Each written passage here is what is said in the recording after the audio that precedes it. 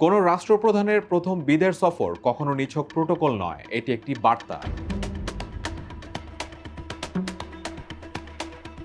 2021 সালে মিয়ানমারের সেনা অভ্যুত্থানে ক্ষমতা দখল করেছিলেন মিন অং হ্লাইং। 2026 সালে প্রেসিডেন্ট হওয়ার পর প্রথম বিদেশ সফরে বেছে নিয়েছেন ভারতকে। এরপর মাত্র 2 সপ্তাহের মাথায় ছুটে যান চীনে। পশ্চিমা নিষেধাজ্ঞা আর আন্তর্জাতিক বিচ্ছিন্নতায় থাকা একজন সাবেক জেনারেলের জন্য এই 2 সফর ছিল রীতিমতো এক কূটনৈতিক চমক। কিন্তু এই সফরের আসল কারণ কি, আর তার প্রভাব কেন সরাসরি এসে পড়তে পারে বাংলাদেশের উপর, জানবো আজকের স্টার এক্সপ্লেন্সে। গত 30 মে মিন অং হ্লাইং ভারতের বোধগয়ায় পৌঁছান, মহাবোধি মন্দিরে প্রার্থনা করেন এবং এরপর নয়াদিল্লি গিয়ে পূর্ণ রাষ্ট্রীয় সম্মানে সাক্ষাৎ করেন প্রধানমন্ত্রী নরেন্দ্র মোদীর সঙ্গে। এর মাত্র 2 সপ্তাহ পর 16 জুন তিনি হাজির হন বেইজিং এর গ্রেট হল অফ দ্য পিপলে, করমর্দন করেন প্রেসিডেন্ট শি জিনপিং এর সঙ্গে। 2 রাজধানী 3 সপ্তাহ, বিশ্লেষকদের চোখে যা এক নিখুঁত কূটনৈতিক ভারসাম্যের খেলা। প্রশ্ন আসছে, ভারত কেন মিয়ানমারকে কাছে টানছে? ভারতের কাছে মিয়ানমার তার একমাত্র আসিয়ান প্রতিবেশী এবং অ্যাক্ট ইস্ট নীতির জন্য অপরিহার্য পথ। ভারত মিয়ানমারের সাথে 2টি প্রজেক্টে কাজ করতে চায়, কালাদান মাল্টিমোডাল ট্রানজিট প্রজেক্ট এবং ভারত মিয়ানমার থাইল্যান্ড ত্রিপাক্ষিক মহাসড়ক। Kaladan multimodal transit transport project হল ভারত ও মিয়ানমারের যৌথ উদ্যোগে তৈরি আন্তর্জাতিক পরিবহন প্রকল্প। এটি সমুদ্র, নদী এবং সড়ক পথের মাধ্যমে ভারতের কলকাতা বন্দরের সাথে ভারতের উত্তর পূর্বাঞ্চলীয় রাজ্য মিজোরামের সংযোগ স্থাপন করবে। সমুদ্রপথে ভারতের কলকাতা বন্দর থেকে মিয়ানমারের রাখাইন রাজ্যের সিতুয়ের সমুদ্র বন্দরে যোগ করবে। কালাদান প্রজেক্টের মাধ্যমে ভারত চিকেন নেকের উপর নির্ভরতা কমাতে চায়। এই 2 প্রকল্প দিল্লিতে মোদি হ্লাইং বৈঠকের কেন্দ্রে ছিল।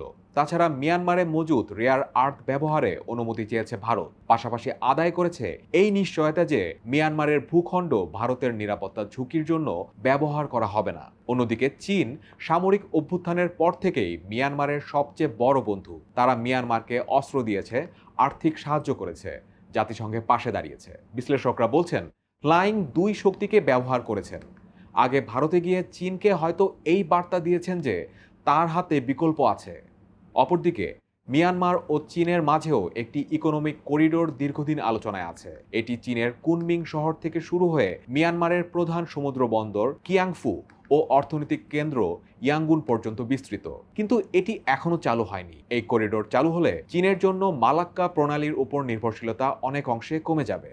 এখন প্রশ্ন তৈরি হচ্ছে, মিয়ানমারের কূটনৈতিক দৌড়ঝাঁপে বাংলাদেশের ভয়ের জায়গাটা কোথায়? পুরো ব্যাপারে বড় প্রভাব পড়বে রোহিঙ্গা সমস্যায়। বাংলাদেশে এখন প্রায় 12 লাখ রোহিঙ্গা আছে। তাদের ফেরত পাঠাতে হলে মিয়ানমারকে নাগরিকত্ব আর নিরাপত্তার প্রতিশ্রুতি দিতে হবে, যেটা তারা কখনো দেয়নি। এখন ভারত চীন দুজনেই যখন মিয়ানমারের সরকারের সাথে ভালো সম্পর্ক তৈরি করছে, তখন তাদের উপর চাপ দেওয়ার সুযোগ আরও কমে যাবে।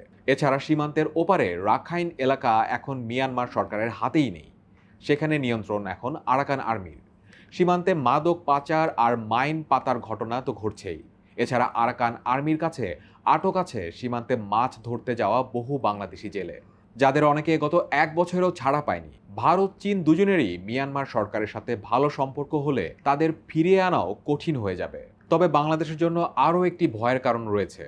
ভৌগোলিক অবস্থানের কারণে বাংলাদেশ দক্ষিণ এশিয়া ও দক্ষিণ পূর্ব এশিয়ার মধ্যে সংযোগকারী অবস্থানে ছিল।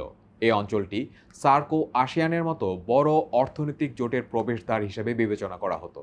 কিন্তু এখন যদি মিয়ানমার ভারতের সাথে কালাদান মাল্টিমোডাল ট্রানজিট ট্রান্সপোর্ট প্রকল্প ও চীনের সাথে ইকোনমিক করিডোর তৈরি করে, তাহলে বাংলাদেশকে বাইপাস করা হয়ে যাবে এবং বাংলাদেশের ভূকৌশলগত গুরুত্ব কমে যাবে।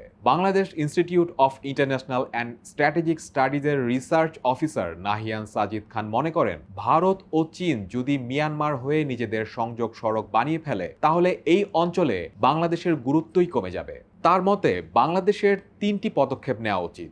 প্রথমত, মিয়ানমার সরকারের পাশাপাশি আরাকান আর্মির সঙ্গেও কথা বলা দরকার, কারণ তাদের বাদ দিয়ে রোহিঙ্গা সমস্যার সমাধান করা সম্ভব না।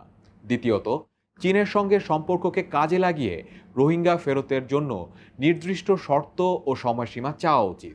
তৃতীয়ত, ভারতের সঙ্গে সম্পর্ক দ্রুত ঠিক করা দরকার, কারণ সীমান্তে স্থিতিশীলতা, মাদক পাচার দমন এবং রাখাইন চট্টগ্রাম পার্বত্য করিডোর বরাবর অরাষ্ট্রীয় সশস্ত্র গোষ্ঠীর বিস্তার রোধের ক্ষেত্রে নয়াদিল্লি ও ঢাকার অভিন্ন স্বার্থ রয়েছে। মিয়ানমার তার নিজের টিকে থাকার জন্য ভারত চীনকে ব্যবহার করছে। তাই বাংলাদেশের উচিত নিজের স্বার্থ বিবেচনায় সঠিক সিদ্ধান্ত নেওয়া।